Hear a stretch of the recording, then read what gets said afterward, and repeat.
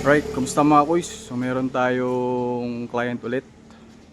It's a MG ZS. Nag-avail ng package to natin.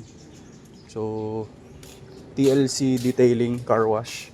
Magpo-full interior vacuum tayo. So wala namang seat removal yon yung package 2. So lahat yan is lilinisin, i-vacuum tapos lalagyan ng protectant.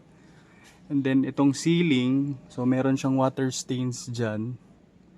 Yan, kung nakikita nyo. So, lilinisan din yan. Try ko tanggalin. And then, yun. Yan. Alright, so tapos na na-detail. So, simulan natin sa loob. Ito is package 2. Ang in-avail ni ma'am. So, yung ginawa ko, APC lahat yan. Para mawala yung grease.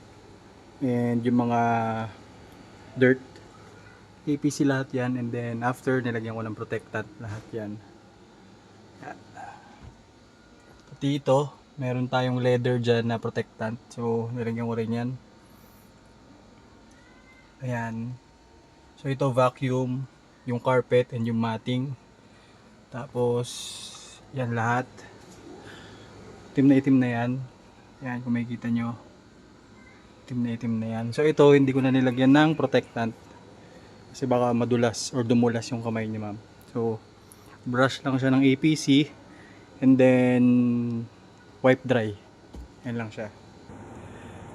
Yan. Tapos, ayan, vinacuum ko na rin. At saka, brush. Yan. Wet cleaning yan. Kasi yan, kita mo. Hintab na. Okay. Yan. And then, dito sa ceiling, wala na rin siyang mapa. Yan.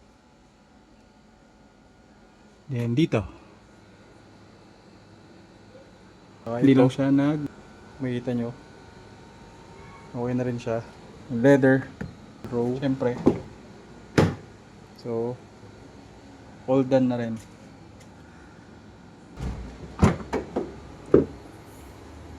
Yan.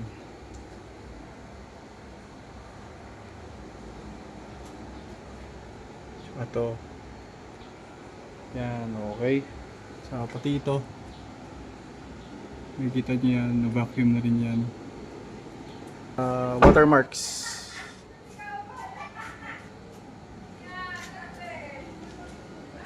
Lalim, yung sodium oxide. So, yan.